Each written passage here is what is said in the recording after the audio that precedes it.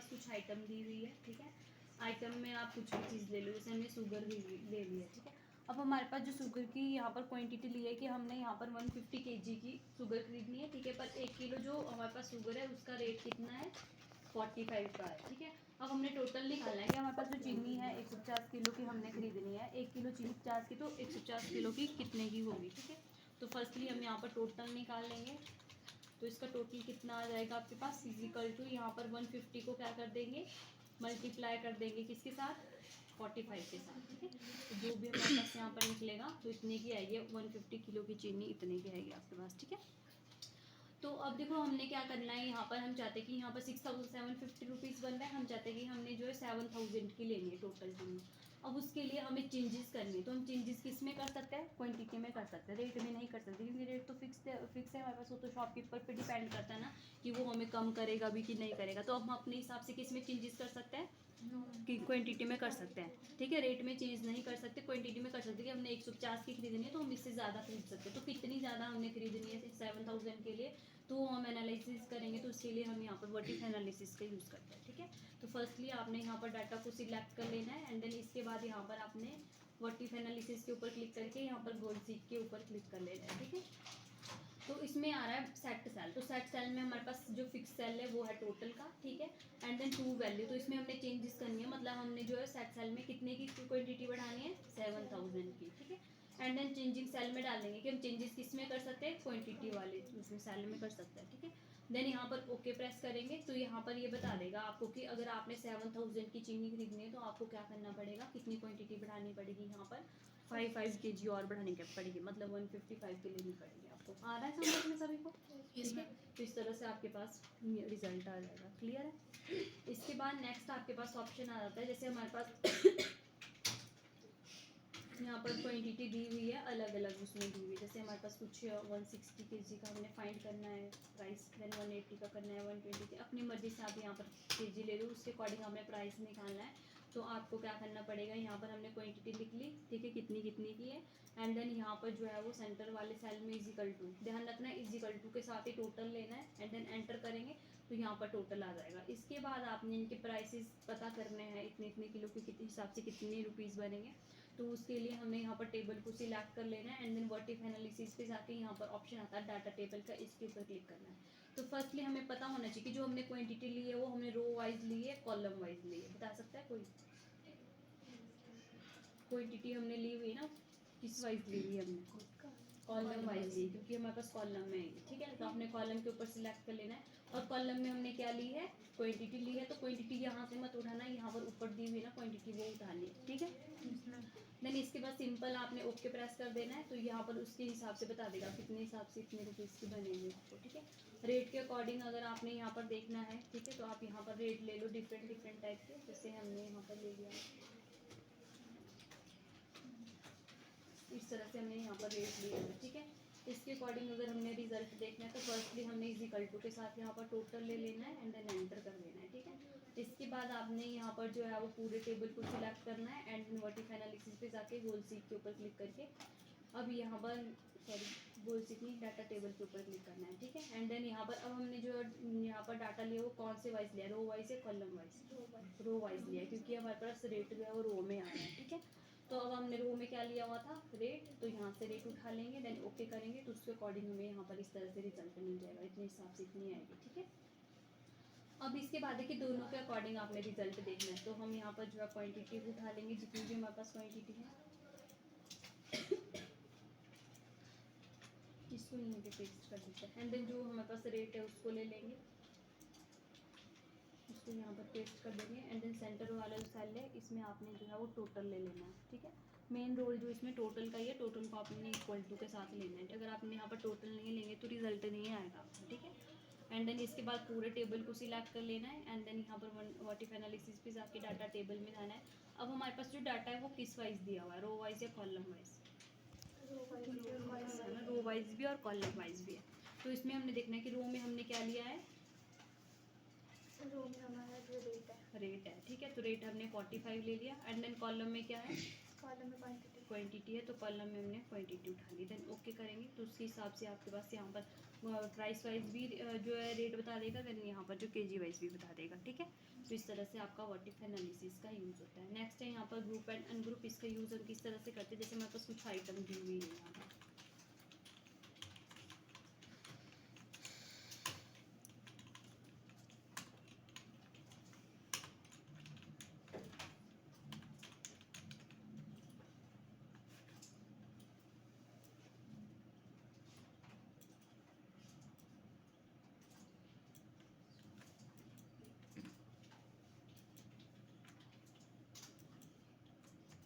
इनको अरेंज कर लेते हैं सारे जितने भी आइटम्स हमारे पास।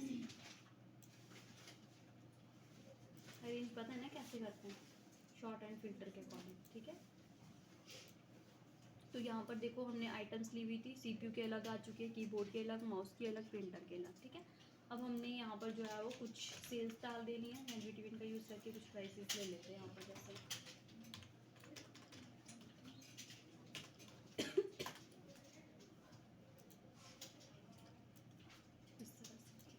अब हमने यहाँ पर इनके ग्रुप बनाना है, सीपीयू का ग्रुप बनाना है या फिर कीबोर्ड का बनाना है, माउस का, जिसका भी ग्रुप बनाना है आपने उस वाले आइटम को सिलेक्ट कर लेना है। एंड देन इसके बाद यहाँ पर जो है वो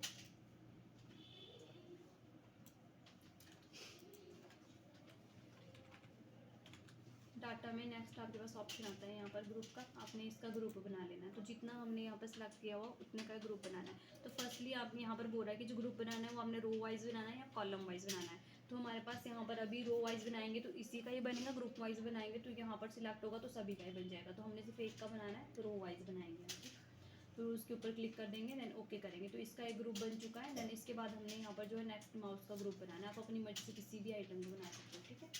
एंड देन ग्रुप के ऊपर क्लिक करके इसका भी हमने रो वाइज बनाना है तो हम रो का ऊपर क्लिक करेंगे।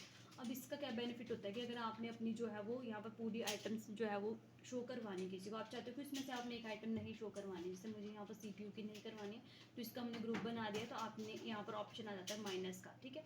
आप माइनस का यूज़ करके सीपीयू की सारी आइटम को हाइड करवा सकते हो। आप चाहते हो कि सिर्फ कीबोर्ड और प्रिंटर की शो करवानी है तो आप यहाँ पर माउस को भी यहाँ से हाइड करवा सकते हो, ठीक है। तो सिर्फ उतना ही डाटा यहाँ पर शो होगा। तो आपने अगर डाटा को शो करना है, हाइड करना है तो उसके लिए हम यूज़ करते हैं ग्रुपिंग का, ठीक है।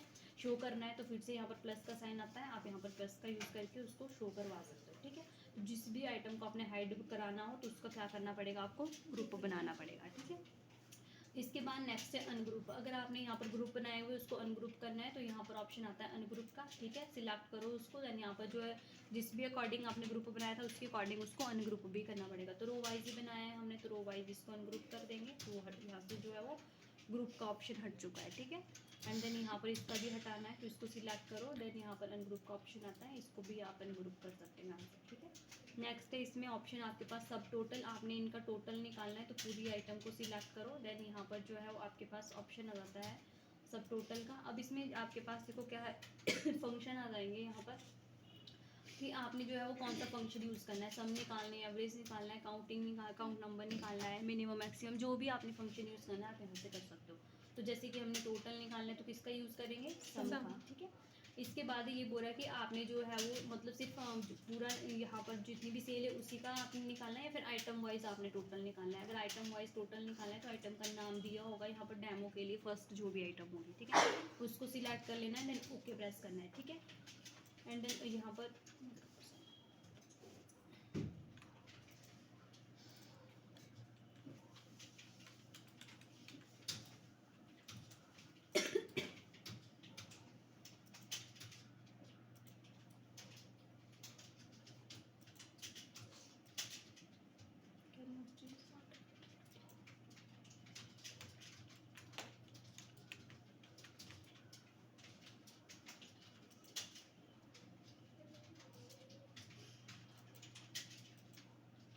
ठीक है। अब देखो यहाँ पर आप देख सकते हो कि हमने जो टोटल निकाला है, अब इसमें देखो सीपीयू का अलग से टोटल आ रहा है, ठीक है, जो हमने कीबोर्ड लिया उसका अलग से, माउस का अलग से, देन प्रिंटर का अलग से, और जो यहाँ पर लास्ट में ग्रैंड टोटल दिया हुआ सभी आइटम का ग्रैंड टोटल यहाँ पर, ठीक है। अब इनमें देखो हर एक आइटम का एक अलग अलग ग्रुप बन चुका है। अब हम यहाँ पर जो इनको जिस भी आइटम का जो है वो हाइड कराना चाहते हो तो आप हाइड करा सकते हो उस आइटम को, सिर्फ उसका क्या दिखेगा, टोटल ही दिखेगा। अगर आपने सभी आइटम नहीं देखने हैं, सिर्फ टोटल ही देखना, आप यहाँ से इनका माइनस यूज़ करके यहाँ से इनको हाइड करा सकते हो, ठीक है। एंड देन शो करवाने हैं आइटम भी, तो आप यहाँ पर शो आइटम कराएंगे तो आइटम का भी बता देगा कि कितनी सेल एंड कितनी परचेज हो रही है यहाँ पर। तो आपका सब टोटल भी कंप्लीट होगा। यहाँ पर रिव्यू आपने खुद यूज़ करना है, ऑलरेडी करा हुआ है आपने, ठीक है। नेक्स्ट इसमें व्यू आ जाता है, व्यू भी आपने खुद यूज़ करा है। व्यू में एक आपके पास ऑप्शन है फ्रीजी पेन का, जिसको मैं आपको बता देती हूँ। जैसे हमारे पास कोई डाटा दिया हुआ है,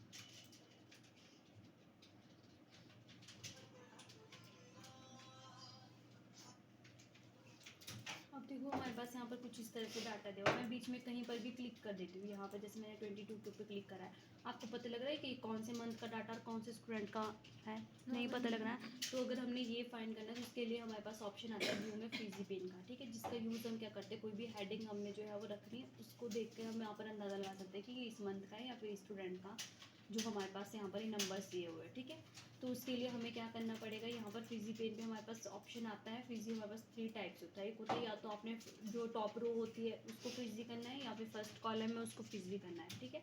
एंड देन फ्रीजी पेन का यूज़ होता है जब आपके पास कहीं पे भी बीच में डाटा दिया हो, ना वो टॉप में हो ना ही वो कहीं पर जो है वो कॉलम पे हो, ना ही फर्स्ट रो पे हो, ठीक है। तो उसके लिए हम फ्रीजी पेन का यूज़ करते हैं। तो फर्स्टली अभी हमने जो डाटा लिया हुआ है वो हमने फर्स्ट रो से ही स्टार्ट किया हुआ है, देन यहाँ पर फर्स्ट कॉलम से ही स्टार्ट किया हुआ है, ठीक है। तो फर्स्टली हमारे पास यहाँ पर ऑप्शन आता है, अगर आपने रो को फ्रीजी करना है तो आपने यहाँ पर सिंपल जो है फ्रीजी टॉप रो के ऊपर क्लिक कर देना है। तो आपकी जो है टॉप रो जो है बिल्कुल स्टैंड हो जाएगी, मतलब वो यहाँ से मूव नहीं करेगी। आपके पास जितना ही बड़ा लेंथी डाटा होगा आप स्क्रॉल करते जाओ, लास्ट तक भी पहुँच जाओगे, तब भी आपको पता चल जाएगा कि 22 जो है कौन से मंथ के नंबर थे, अक्टूबर मंथ के, ठीक है। अब आप यहाँ पर किसी भी नंबर के ऊपर सेलेक्ट करोगे, आपको पता लग जाएगा कि दिसंबर मंथ के, ठीक है, पता लग जाए इस तरह से यूज होता है। अगर हमने स्टूडेंट का करना है, मतलब हमारे पास स्टूडेंट का पता करना है कि कौन से स्टूडेंट का ये है, तो उसके लिए हमारे पास यहाँ पर हमें पता है कि वो हमने जो डाटा बनाया हुआ हमने फर्स्ट कॉलम से स्टार्ट किया हुआ, तो हमारे पास एक इजी ऑप्शन है कि क्या हम यहाँ पर फ्रीजी पेन के ऊपर क्लिक करेंगे, फ्रीजी फर्स्ट कॉलम के ऊपर क्लिक कर देंगे, तो आपके पास एक हेडिंग जो है वो इस तरह से शो हो जाएगी यहाँ पर।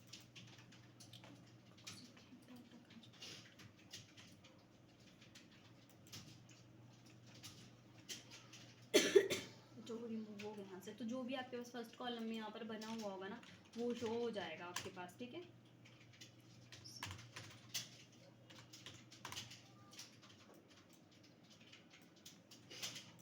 इस तरह से इसको नंबर 1 2 3। अब आप कहीं पर भी स्क्रॉल करेंगे ना, इसको आपको पता लग जाएगा कि जो है वो कौन से स्टूडेंट के मार्क्स है मेरे, ठीक है। आप यहाँ से इसको मूव करा सकते हैं। तो यहाँ पर जो है वो अगर, क्योंकि हमने सीरियल नंबर लिए थे ना स्टार्टिंग में, अगर आपने नेम लिए होते तो नेम यहाँ पर हो जाता है, ठीक है। तो इस तरह से आप first column and first row का यूज़ कर सकते हैं। अब आपके पास जो है डाटा कहीं बीच में दिया हुआ है, जैसे कि हम यहाँ पर इसी को कॉपी कर लेते हैं।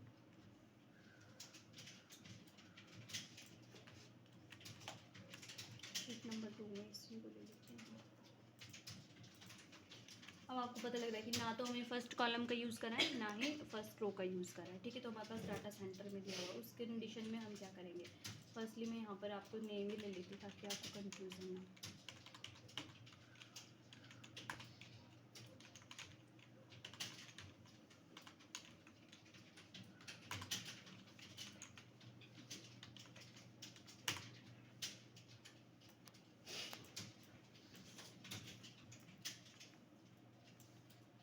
तो उसके लिए फर्स्टली आपने क्या करना है, यहाँ पर क्लिक कर देना है कहीं पर भी, यानी फर्स्ट आपके पास ऑप्शन आता है फ्रीजी पेन का, ठीक है। तो फ्रीजी पेन का यूज़ हम किस तरह से करेंगे, जैसे आपने फर्स्ट कॉलम को फ्रीजी करना है ना,